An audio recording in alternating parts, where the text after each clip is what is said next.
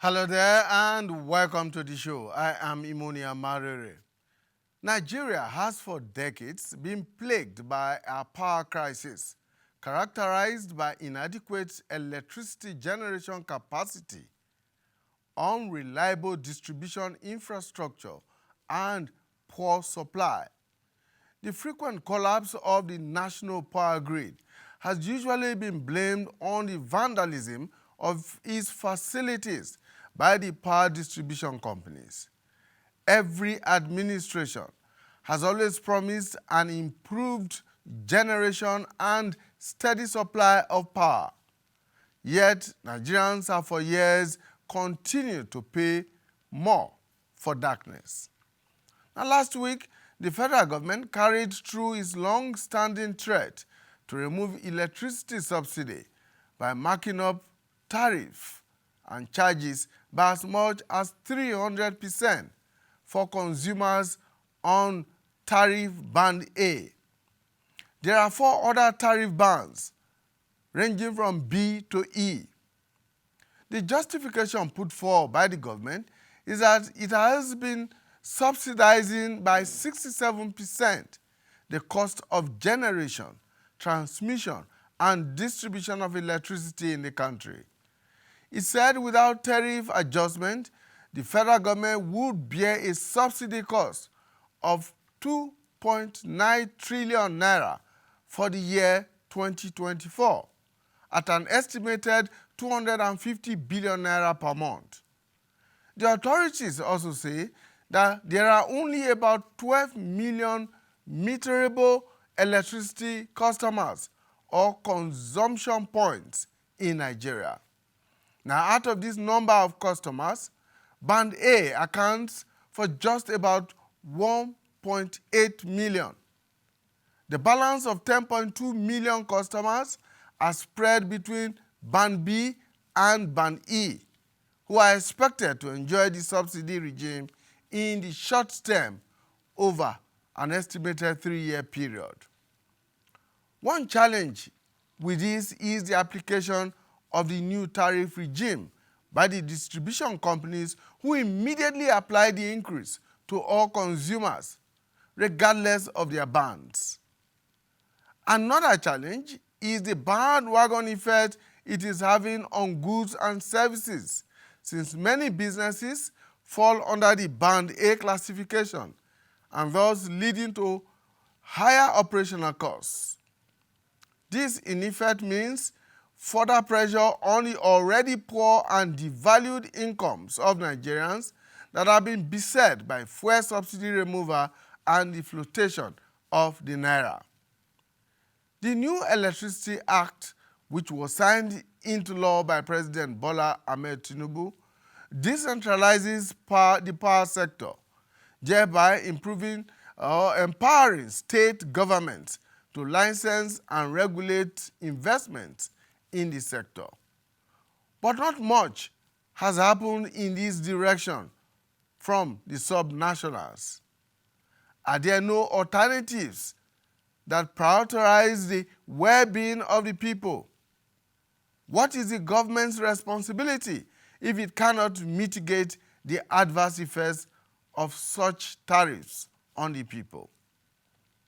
What is the new tariff pricing regime likely to do to the economy and the standard of living of the average Nigerian? And when will Nigeria be able to put in place a sustainable energy mix to serve domestic needs and adequately spur economic development? These are some of the issues that we will be tackling on the program today as we take a deeper look into the electricity tariff hike that has indeed gotten so many Nigerians talking. And I'm joined in the studio by 2 resource persons. First, from my immediate left is Mr. Steve Nwachukwu. Mr. Nwachukwu is an economist. Thank you so much for joining us. Thanks for having me. And we are also joined by Dr. Chijoke Ekechukwu. He is the Vice President, Abuja Chamber of Commerce and Industry. Thank you so much Thank you for very joining much. us. My pleasure. And also joining us virtually via Zoom is Princeway Okorie. Princeway Okorie is the ED Electricity Consumption Protection Advocacy Center. He will be joining us in the course of the program.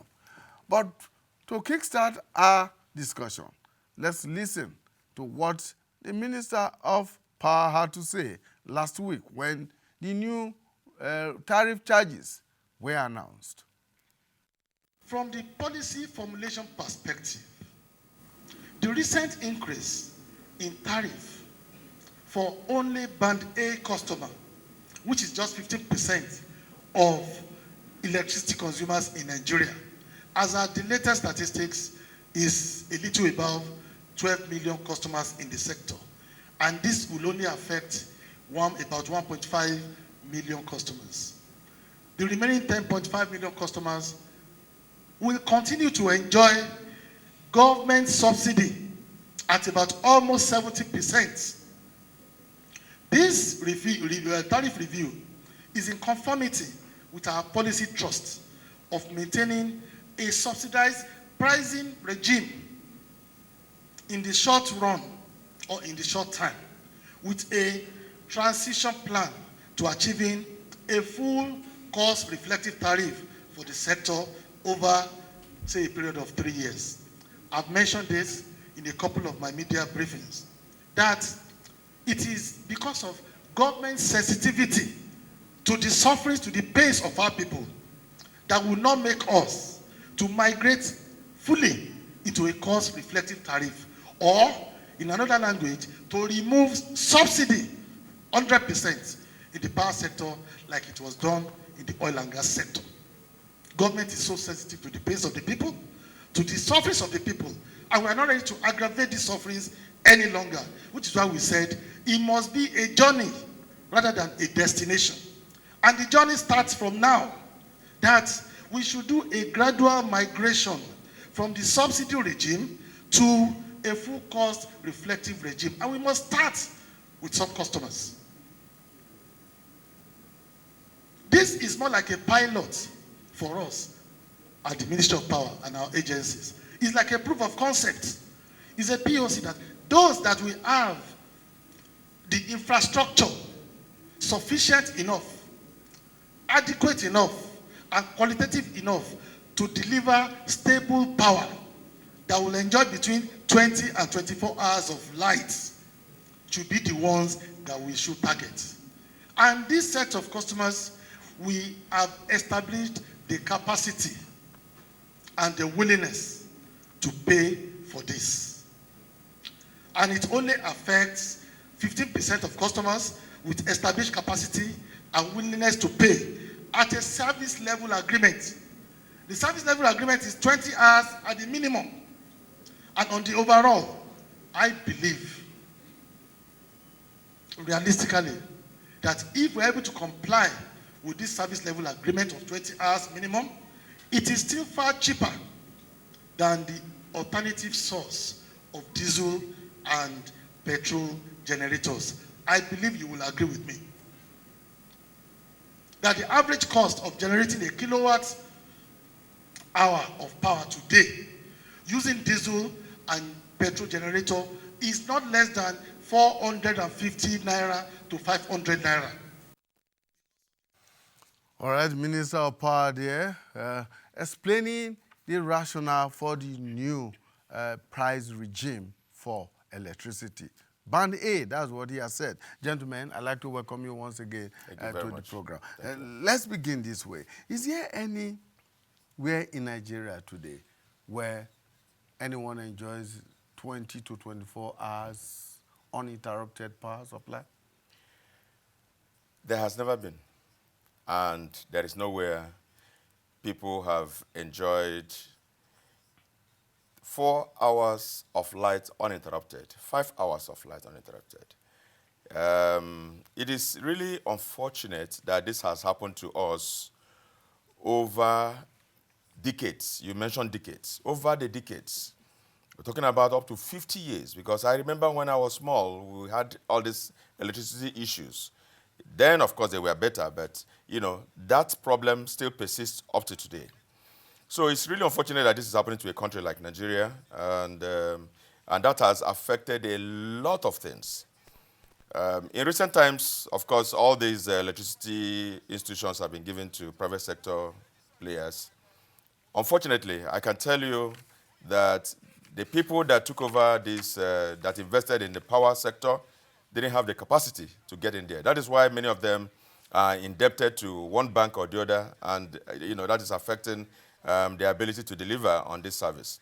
So we need to get back to that table where we have to bring in investors that have the capacity to actually invest in this business. Probably people that will, you know, bringing in investors at this time will do two things. One, it will bring people that have capacity to run this particular power sector and energy sector.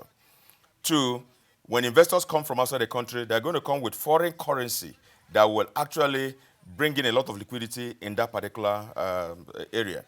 Again, you know that we've been having shortages of foreign currency. And so when we have such investors coming in with this foreign currency to invest in this sector, we are going to be solving two problems: to bring people with capacity and to bring an inflow of liquidity in foreign currency. And so when we do this, people who have invested in one way or the other actually can be eased out. You know, there was a time the former vice president recommended this, suggested this. I still think that is the way to go. Anybody who doesn't have capacity has to be eased out, and investors will bring in their monies to take over these sectors, this particular sector. So having said this, we know, and in the process of reading your news, we all know that the economy is suffering, and this is the wrong time to bring in this kind of removal of subsidy, because we already talked about the fuel subsidy removed, and we talked about the FX pressure. Now we are talking about electricity subsidy removal. That the timing is completely wrong. So whether it is band A or band 20 or band Z, it shouldn't happen now, in order for us to even try to walk around our economy, consolidate our economy, and make it work. People are suffering so much in this country, and the standard of living is very low. People are suffering, and so this is not the time to introduce this. You know that the heat that we are facing today in our homes, they are bringing some kinds of sicknesses and illnesses, and this is not the time for people to talk about removal of subsidy where people can't even afford it. And we know that petroleum products, diesel, is so high today that people can't even, an average Nigerian cannot afford it. So the only little leeway we have is just this electricity. Now they want to remove the subsidy. It is on time. It is not a good timing. The timing is so wrong, and it doesn't show sensitivity of having the people in the heart of government. So I think government needs to look at it again and maybe think of the right time to actually get this thing done, but not now, because the sufferings are many. The suffering is so much for the people of Nigeria, and it shouldn't be now to do this program. Steve, let's look at the economics of this whole exercise of having to remove, like you said, we removed fuel subsidy. And then, of course, there was the flotation of the naira, which put a lot of pressure on the economy. And now we're talking about removal of subsidy from electricity, the power sector, and all of that. And in fact, in some places, they are already beginning to suggest an increase of VAT from 7.5% to as much as 10%. Let's look at the economies of this subsidy removal from the energy sector. Thank you so much. Fortunately and unfortunately, every policy decision of government has its either gains and pains of it. If we have to look at the gains or the pains, or what you say, the economics of it, I think we can have three basic assumptions. And what are these assumptions? Assumptions on the side of the government, assumption on the side of the key industrial players, then assumption on those who are consuming the light. Then you can also think to have the fourth assumption. The assumption now is economics of all this. Now, it seems and it's suggestive to say that from the first assumption, which is the government assumption, that government is money-centric. Government's posture suggests that it's looking just for money. It's not looking at policies centered on the people. By the accounts of the Honorable Minister of Power, he said, we have saved, the government have saved about 1.1 to 1.4 trillion naira annually. And meaning that we still have an outstanding 1.7 or 1.8 in the, like the one you said, from band B to band E, that subsidy is still going on in those of individuals or consumers in those bands. So it simply means that government is money-centric. Remember that the onset of this administration, they have a target of 18% revenue to GDP. And they want to meet that target. Nothing is wrong to be ambitious to raise revenue, because we continue to talk about diversification, to have other sources of raising revenue to run the government. Now, if you go to the second assumption, which is those who are players, industrial players in the energy sector, from the generation to transmission down to distribution.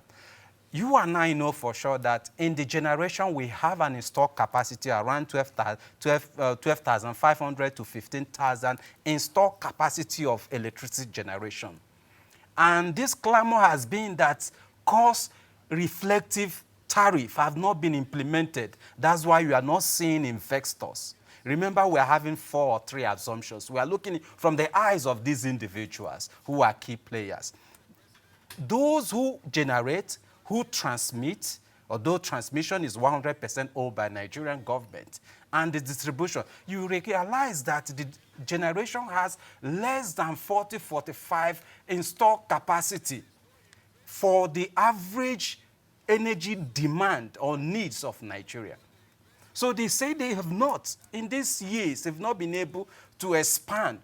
Just like my co-panelists here said that, yes, they don't have resources, they don't have money. And their claims are, investors who could give us those trillions and billions of dollars that we need to expand the capacity are not coming, because there is not effective cost-reflective tariff where we can invest 1 billion and realize our money back. That is the assumption.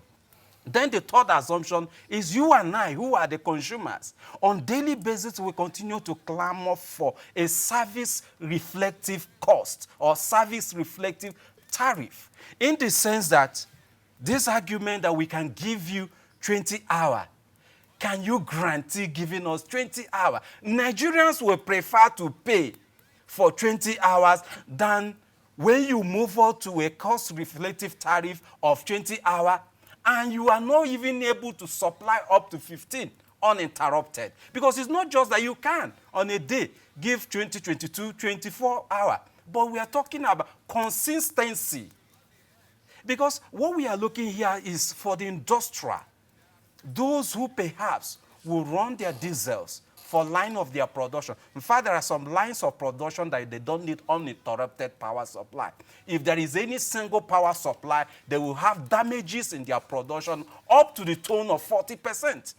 There are some production lines that are that way. So when you cannot guarantee this constant 20-hour uninterrupted, have in mind that in this year, 2024, great collapse have occurred more than 3 or 4 times. And at every time you have great collapse, it means you have disrupted that service. So on the side of those who actually consume are clamoring for service-reflective tariff. And the government cannot grant it. Distribution companies are handicapped. They have nothing. Distribution are just like the middlemen. The real bulk of those who can guarantee this is the generation and the transmission. The distribution is just there to do collection of money, power they have received, they've supplied to homes and factories. So from these 3 perspectives, then let's look at the economics of it, which is the first assumption of it. One will say, in as much as the first assumption is correct, that, we are producing, but you are paying less because government is subsidizing it. and there is no huge investment coming. And if we continue like this, the power sector will remain like, let's tell ourselves the honest truth. There is no serious investor that will want to run and do or have any investment in an area that is totally subsidized. But this is where the government comes in. That's why I say, is this government having a posture of money-centric or people-centric? In the sense that this is what your people need to drive that industrial revolution or industrial growth you need. So if it takes you to do the greater investment, that's why till today government owns 100% of the transmission. And funny enough, the transmission, which is the bulk of it, remember I said that we have more than 12,500 megawatt installed capacity of generation. We could only evacuate 4,000. Each time we evacuate, in fact, each time transmission tries to evacuate 4,500 or thereabout, the grid collapses. Because the industrial installed capacity of our transmission is less than 25%. So government itself have not been doing any investment in their power sector to improve the transmission. Because the main problem is transmission. If we can even evacuate 7,000, it will improve. It will definitely improve power supply. The discos cannot guarantee this 20-hour power supply. So this is where the challenge is. Until... Let me step in there. Okay. Where will the 20 hours that the government is promising come from if we do not have the capacity? That is, the government that controls the evacuation doesn't have the capacity to evacuate what is generated. Unfortunately, that's why I laugh at the press conference that Honorable Minister of Power did. It's laughable. It's still cast in confusion. You are not generating. You are the one that transmits. And you don't still have industrial capacity to transmit or to evacuate all the generated power from the distribution, from the generation companies. And you are the one clamoring for price hike. You should build capacity first. Government ought to have built capacity to the tune of 50%, ability to evacuate what's already in existence, the generation capacity of our generation companies. So government have failed to do that. And they're just after money. They want to save. They want to make money. That's why the 18% revenue generation is here. Fuel subsidy, they claim they are saving around 2.5, 2.4 trillion. What do you call it? Devaluation of naira or flotation. They are making a lot of money, moving from budget benchmark of 435 of 2023 to 750, and dollar is still selling above 1,000. So the government needs to realize and revisit most of these very key policies of government. Okay. That is the only way out. If we continue to go in this trajectory, we are going to fall into a situation.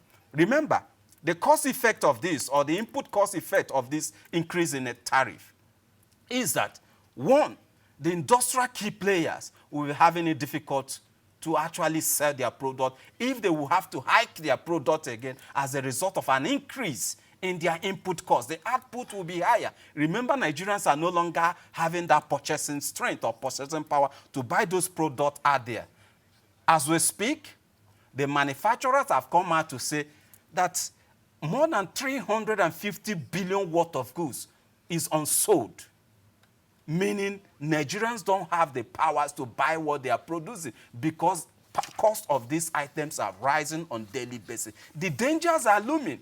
Government should desist from this posture of money, money, money. If you may also have to ask the government, in this last 8 months that you have been looking for trillions, you have been getting your trillions. Where are those trillions? What is the strength and power of those men? We will come to that, Steve, very, very shortly. But I want to ask Dr. Ikechukwu, or bring you in on the aspect of the manufacturers, the industrial sector, and all of that. But first, let me bring in Prince Will Okorie. Prince Will Okorie is the Executive Director, Electricity Consumer Protection Advocacy Center. Thank you so much for finding time to join us. Thank you very much. Let me begin by asking, what do you do at the center? Well, what we do at the center is we analyze the policies that relate to consumer protection component of the Electricity Act.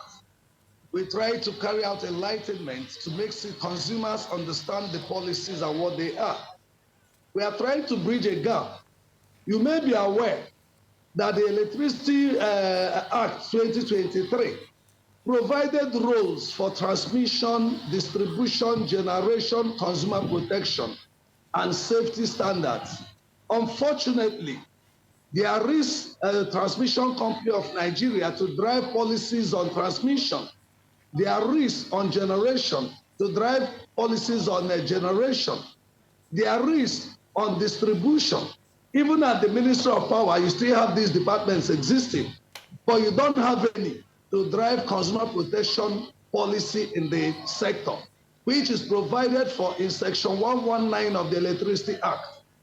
And again, you see that the Electricity Act provided in Section 34, subsection 1F, that regulation should be fair, just, and balanced for the distributors, the licensees, the investors, the consumers, and other stakeholders. But is there fairness?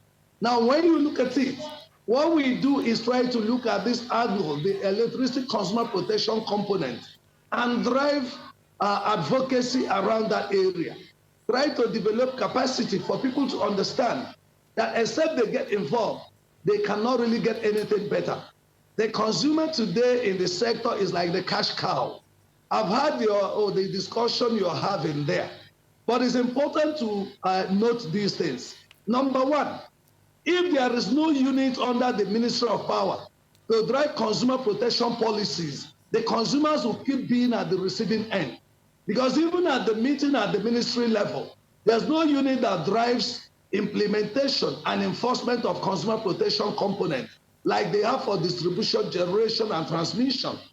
That, having said that, you now see a situation where the police, for instance, in 2020, government keep talking about money from consumers. But the question is there transparency and accountability in this sector when you look at areas concerning the consumer? In 2020, Central Bank of Nigeria provided 96 billion naira for national mass metering policy, which was meant to provide meter for Nigerians free. How many meters were provided? Were the consumers aware? How much did each of the distribution companies get for this purpose? Apart from that, there is network expansion investment policy that provides that where a consumer or a third party contributes to infrastructure that enhances network expansion, that there will be refund for that. Who knows about that policy? Which unit of the government tried to drive awareness and enlightenment of that policy? And what did you see? What we saw was a situation where neighborhood organizations, communities, and individuals were funding provision of transformer, pole, wire, cables, even feeder pillar, paid for energizing them. And the distribution companies looked away and coerced the people deceitfully to write undertaking to say they have donated it to them. How can private people invest millions of their money into a sector only for it to be taken over by the distribution company to earn money? What is making investors not to come? There is no transparency, no sincerity of purpose in this sector. What is the consumer enumeration? When they tell you that there is inadequate tariff, what is it based on? Is it based on the number of metered consumers or unmetered consumers? It is painful to equally observe that every year the Nigerian Electricity Regulatory Commission approves what they call OPEX, operational expenditure, and CAPEX, capital expenditure. The OPEX for this year for Abuja Electricity Disco is over 51 billion naira. And this OPEX is meant to service the sector by way of repairing transformers, poles that fell down, repair them, wires and all that. Are they doing them? It's still the consumer that pay for these things to be done. The question is, what is that 51.something billion naira used for? And every year, this OPEX is approved for them. Now, there is what they call CAPEX, capital expenditure, meant for them to use to buy transformer, buy pole, buy these things, and bring electricity. Where is that money? Where is it kept? And then when they talk about subsidy, there is a consumer consumer assistance fund under the electricity policy, Who is implementing it? And where is it going? How much subsidy did they break? How transparent was the process? So all we are seeing is a situation where the government somehow has designed it in a way that the poor of this country must be exploited to favor the rich. But unfortunately, my Bible as a Christian tells me in Proverbs 22:22, it says, rob not the poor, oppress not the weak, because you are stronger than him. Their God will fight for them. Why the sector has continued to be this way is the abuse of the rights of consumers, the exploitation of the consumers. Just look at currently now, there is what they call meter access provider, MAP. Under meter access provider, the average consumer who pays for meter should be refunded through energy credit. As I speak with you now, how many consumers have paid for under mass metering project, a meter access provider? How many consumers have paid? And how many is being refunded? And what is the program for the refund? So all you hear about is increase. And the worst that has happened, my brothers here, is, do you know that the increase in tariff that was done last year, one of the reasons that the distribution companies brought forward and NEC approved for them was that they needed to generate money to pay back the CBN loan, of 96 billion naira. Now, what do we see? How can a consumer who didn't benefit from the meter that 96 billion naira was provided for be the one to pay back the loan? Why must the regulator increase tariff on the basis that they want to pay back loan that consumers didn't benefit from? Can they show us in clear terms the number of consumers that got the meter? How much was given to the distribution companies? So all I am saying here is that there has to be transparency and accountability. Okay. There has to be sincerity on the part of government. All right, Mr. Okore, stay with us. Let me bring in Dr. Chijoke here now. The sector that you represent appear to be the one that will bear the biggest brunt of the new tariff charges. Because, I mean, you have to produce. And like he said, like Mr. Okore said, just like neighborhoods and individuals contribute to provide infrastructure for some of these, for their various places, in a number of the industries, a number of the businesses themselves provide the resources, if not directly the equipment, but the resources to provide this. For instance, we are talking about here in AIT. I know that when we started off, we provided almost everything up to the cables for us to be connected to the national grid. And that's what a lot of these businesses and industries suffer from.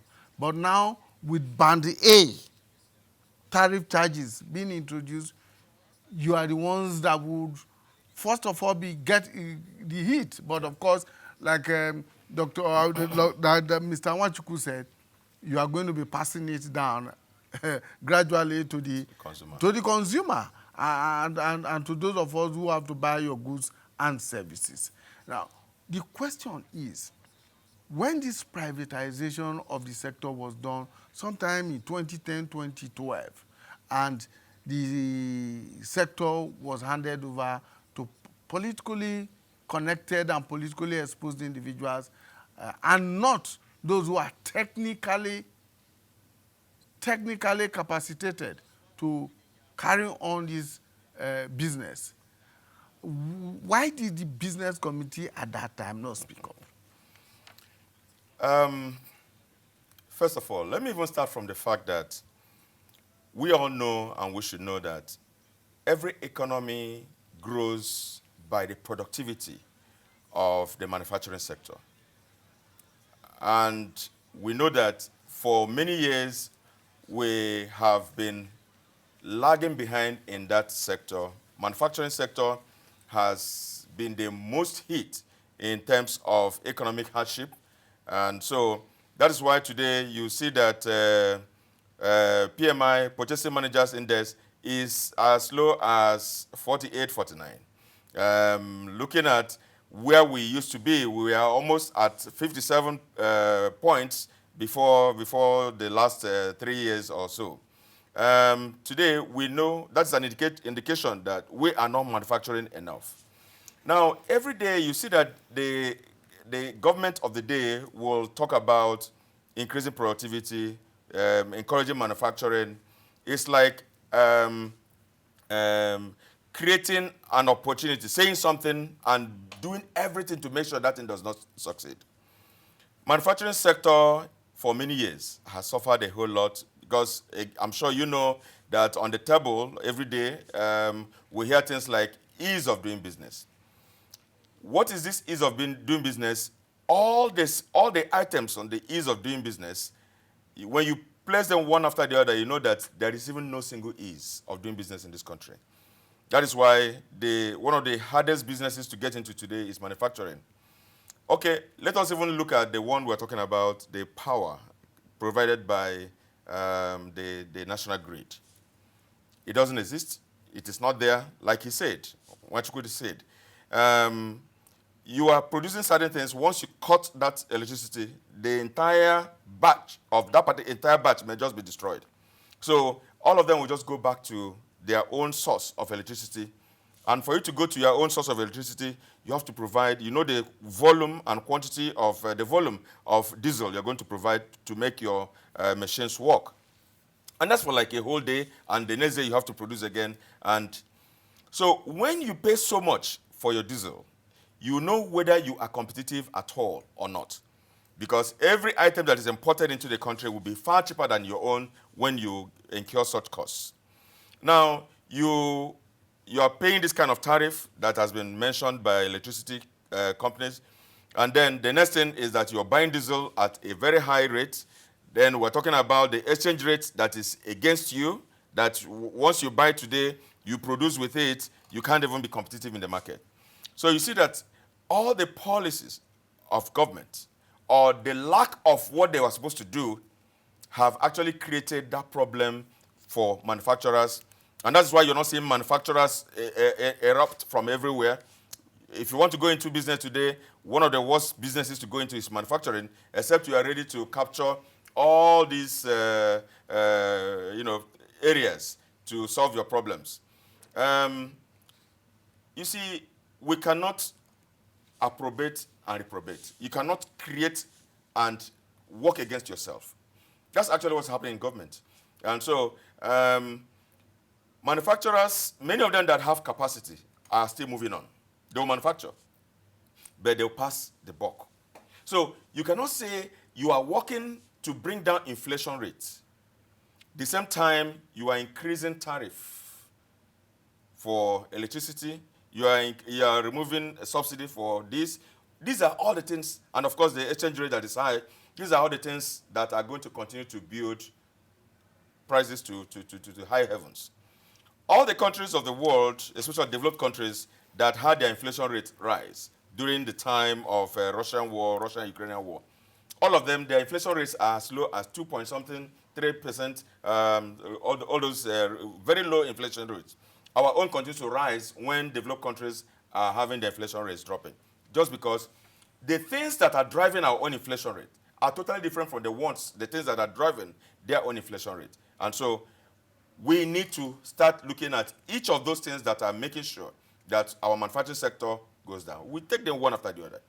Can we talk about an industrial park? Now, we talked about the geometric power supply in Aba right now that everybody's talking about, people are celebrating.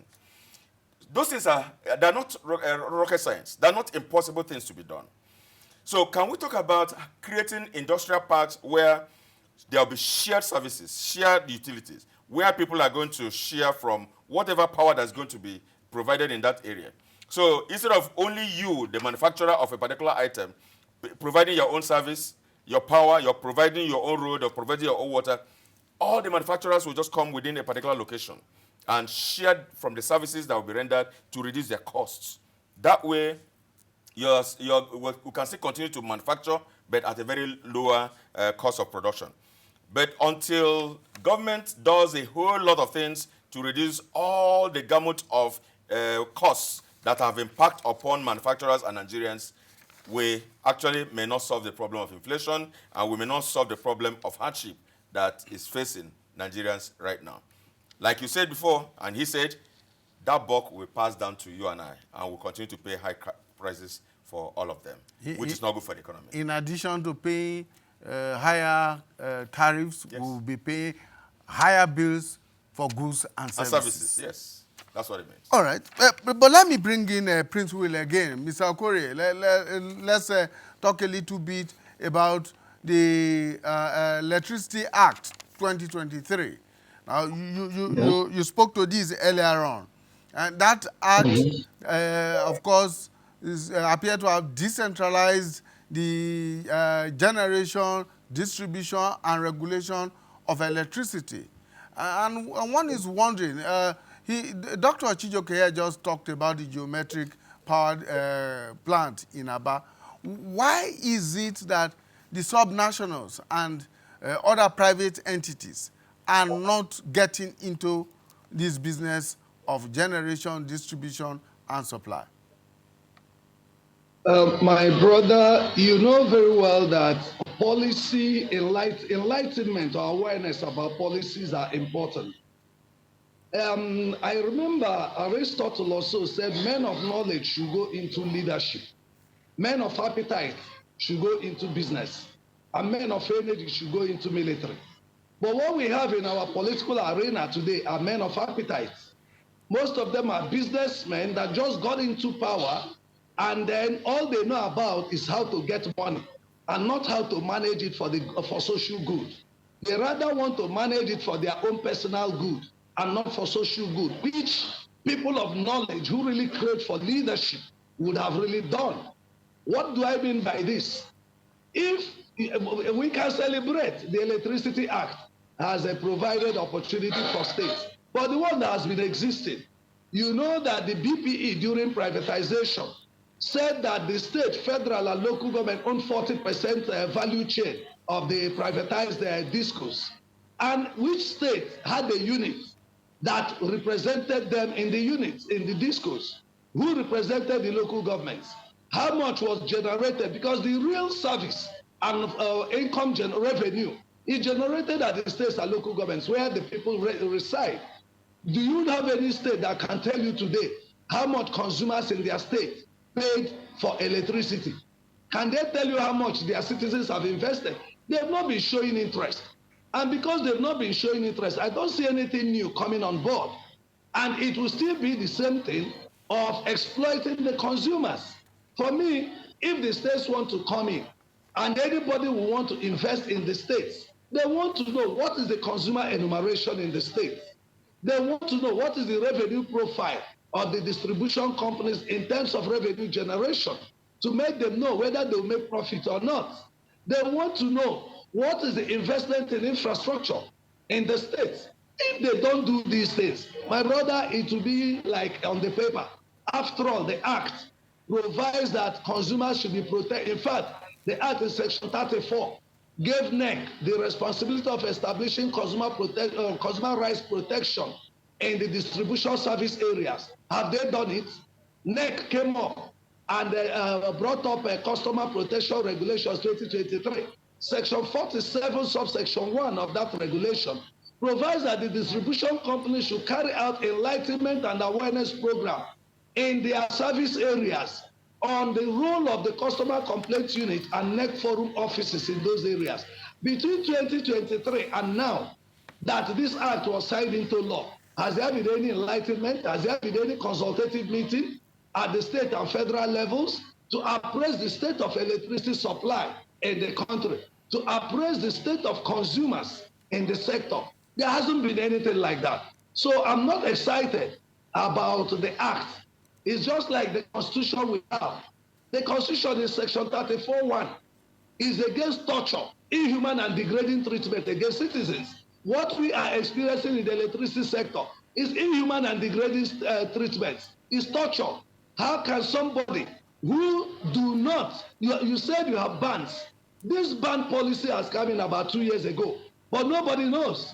But now they've increased tariff. They're not telling you about ban A. Shouldn't Nigerians have known about their bans?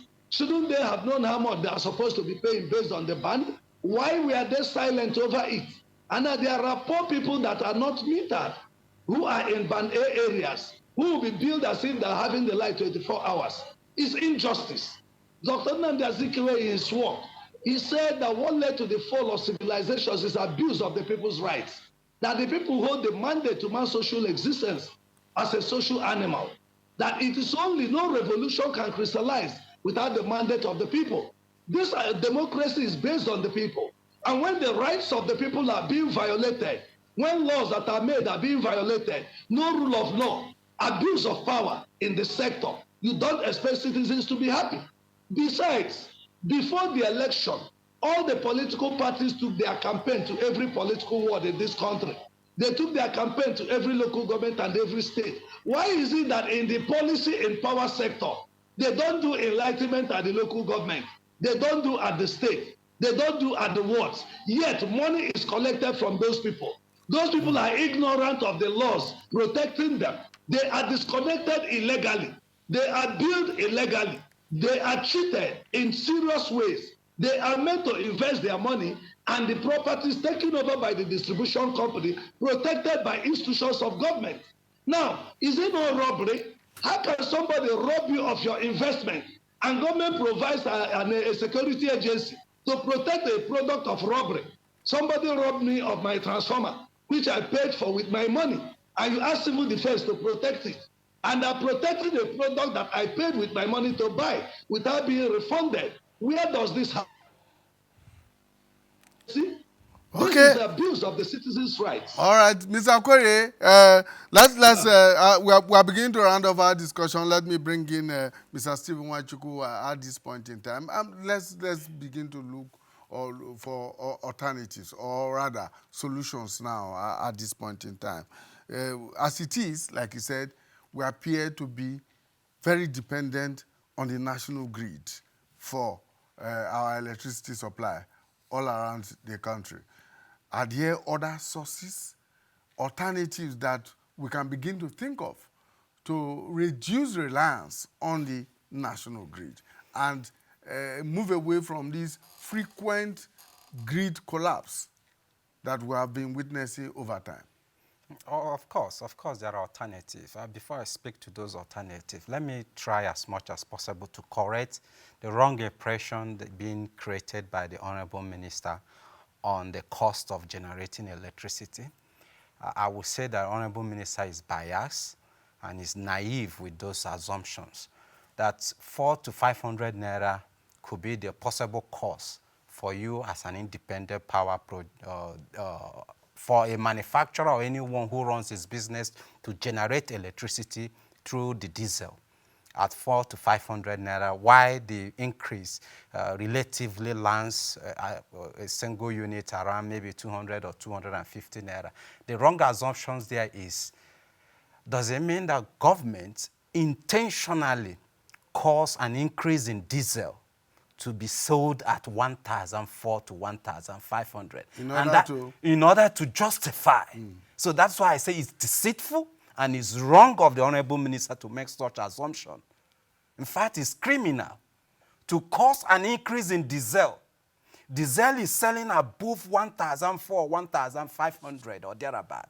And that is where you base your matrix. That if you buy diesel at 1,400, well, your power generation will be around 400 to 500. Well, mine, the one I'm giving you increment, is still far lesser. So how do you justify such kind of a leader? That's why I said, does this administration have this posture of money-centric, looking for money at all costs, or are they people-centric? A cost of diesel should be selling less than 400 to 500 naira, so that you can make such assumptions. You can't be using 1,400 to 1,500 to make such assumption. It's wickedness. Okay, let's go to very quickly. Like you said, what are the way out? What are the possible things that government or even the private sector needed to, or the alternative? Besides generators. Yes. The alternative are in existence, just like we mentioned, the Geometric, the power generation company in Aba, independent power, electricity power companies coming up. They are springing up. It's a question of drafting the policies around it and making sure there is an adequate gas supply so that they can generate and fence the areas they can charge. Just like we talked about earlier, having a cluster of businesses or industrial parks so that this very independent power generation company can operate independent in isolation of national grid. These are alternatives so that you can apply this very rate to this very area that are totally industrial. The funny aspect of this very increment is that, yes, Band A are expected to be the industrial players, manufacturers, and big shots. Unfortunately, there are still individuals, poor people living around those areas that has been charged, that has been migrated or forcefully migrated into this very band. So what happens to such individuals that has low income? So these are the things that government needs to look at and find a way to have some level of review of its policies and see how they can come to the succor of the average Nigerian who are passing through this very pain. Thank you so much, Steve. Dr. Chijoke, one last word here. If you had the opportunity of speaking to government right now, what would you be telling them? I will specifically speak to subnationals, the state governors. Create your own electricity. Even in different bits, we have had a governor of a state, Imo State in the past, Mbakwe, who created electricity for the entire state. Let every state governor create electricity for their people. You see that if everybody within the state has electricity, who else are we talking about that does not have electricity? Then few interest will be on federal. Let every governor concentrate and create electricity for their people. That is all I'm going to tell them. Thank you so very much. Dr. Chijoke Ikechukwu is the Vice President, Abuja Chamber of Commerce and Industry. Thank you so much for finding the time to come. And Mr. Steve Nwachukwu, an economist, always a pleasure to have you around. Thank you so much for coming. And Mr. Prince Okori is the Executive Director, Electricity Consumer Protection Advocacy Center. Thank you for all you do at the center, and we hope you continue to protect the interests of the electricity consumer. Thank you so much for your time. All right, that's our program for today. Please join us again when we bring you a fresh edition of People, Politics, and Power. Bye for now.